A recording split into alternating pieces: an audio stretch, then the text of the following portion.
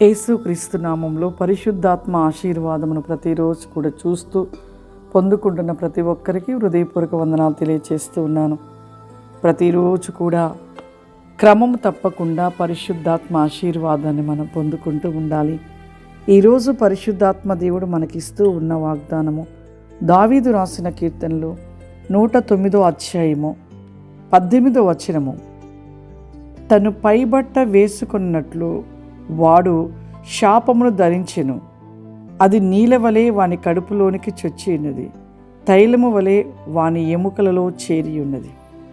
ఈరోజు పరిశుద్ధాత్మ దేవుడు మనకిస్తూ ఉన్న వాగ్దానం, ఒక శాపము అనేది మనలోనికి ఎలా ప్రవేశిస్తుందో కూడా ఇక్కడ రాయబడి ఉన్నది. అది నీల వలె వాని కడుపులోనికి చొచ్చి ఉన్నదంట. అంటే ఒక నీళ్ళ వలె మన కడుపులోనికి వెళ్ళినప్పుడు ఆ శాపము, ఆ యొక్క నీళ్ళు ఎలా మన కడుపులోకి వెళ్ళినప్పుడు అన్ని అవయవాలకు వెళ్ళిపోతుంది. ఆ వాటరు ప్రతి అవయంలోనికి వెళ్ళిపోతుంది.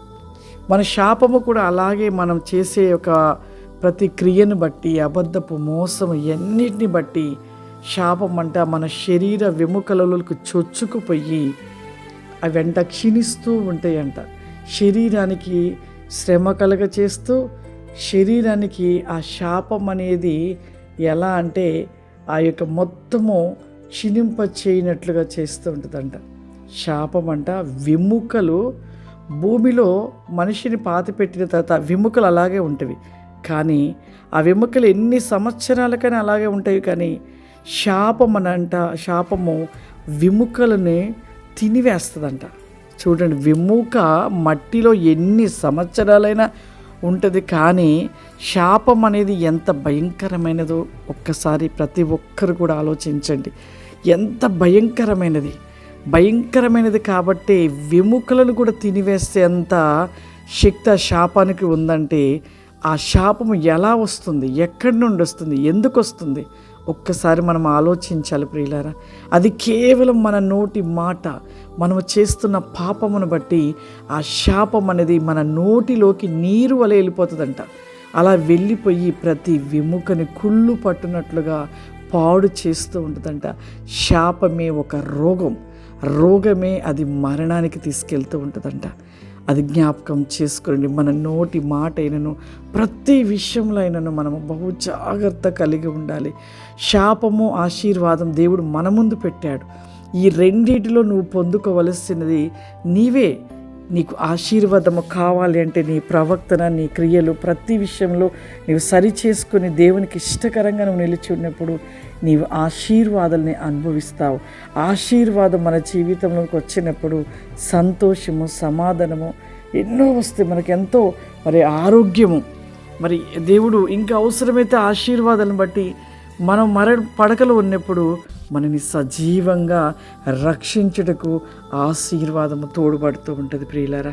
కాబట్టి మన జీవితంలో ఆశీర్వాదము కోసము మనం నిలిచి ఉండాలి. కానీ శాపాన్ని ఏమాత్రం కూడా మనం తెచ్చుకోవద్దు. దానివల్ల మన కుటుంబము, మన పిల్లలు, మన మొత్తము కూడా పూర్తిగా శాపంలో పడిపోయి చివరికి పాతాళమనే ఒక భయంకరమైన అగాంధంలో పడవలసి వస్తూ ఉంటుంది. కాబట్టి దయచేసి ప్రతి ఒక్కరూ ఆశీర్వాదాలను ఎలా పొందుకోవాలి, ఆశీర్వాదం అంటే ఏంటి, ఆశీర్వాదం కోసమే మనం తప్పించి ఆశీర్వాదం పొందుకోవటానికి మేము ఎలా ఉండాలి, ప్రభుతో ఏ విధంగా నడుచుకోవాలి అనే ప్రతి విషయాన్ని తెలుసుకొని ఆశీర్వాదం పొందుకునే బిడ్డలుగా నిలిచి ఉండాలని కోరుకుంటున్నాను. ప్రార్థన చేసుకుందాం. సర్వశక్తివంతుడా, దయగల తండ్రి, నీకు వందనాలు చెల్లిస్తున్నాను ప్రభా. పరిశుద్ధాత్ముడా, నీకు వందనాలయ్యా. నీ లేఖన గ్రంథంలో ఎంతోమంది ప్రభా శాపమును బట్టి మరణించిన వారు ఉన్నారయ్యా. దేవానికి వందనాలు. అనోనియా శుపోర ప్రభా శాపమును బట్టి మరణించి ఉన్నారు తండ్రి, నీకు వందనాలు. రికవరీ బ్లౌస్టిక్ కామ్ది మై క్లీజాబాస్టిక్ కమాదర. శాపం బహు భయంకరమైనదని సెలవిస్తున్నావు తండ్రి. శాపం ఒక నీరు వరే ప్రతి వేకమ శరీర అవయంలోనికి బ్లౌస్టిక్ కావరి కామ్ది మై కెనిక్లా ఫావరిమా. ఎస్యానికి వందనాలు చెల్లిస్తున్నాను. ఈ ప్రోగ్రామ్ చూస్తున్న ప్రతి బిడ్డను ప్రభా మీరు జ్ఞాపకం చేసుకుని వారి జీవితం జీవితంలో ప్రభు నీ మాట వింటూ నీకు లోబడుతూ నివిస్తున్న ఆశీర్వాదాన్ని పొందుకునే కృపను దయచేయమని అడుగుతున్నాను. ప్రతి బిడ్డను దీవించండి, ఆశీర్వదించండి. విస్టాండ్ బిస్ గోబ్లి కావరి మాస్తి కాందారా బస్తి కావరిమా విలీజా బస్తి కామాందారా. పరిశుద్ధాత్మడు ఈ ప్రోగ్రాం చూస్తున్న ప్రతి బిడ్డపై మీ ఆత్మను కుమ్మరించండి, మీ అభిషేకము చేత నింపండి నాయన, మీ ఆత్మ వెలుగు చేత వెలిగించండి పరిశుద్ధాత్మడ. దినము ప్రభ నూతన శక్తి, నూతన బలము, నూతన అభిషేకము చేత నింపమని వైకెన్ని గోబ్రి కాసమైన కృప దయచేయమని యేసు నామం పడుచున్నాను తండ్రి. ఆమేన్. God bless you. దేవుడు మిమ్మల్ని దీవించును గాక. ఆమేన్.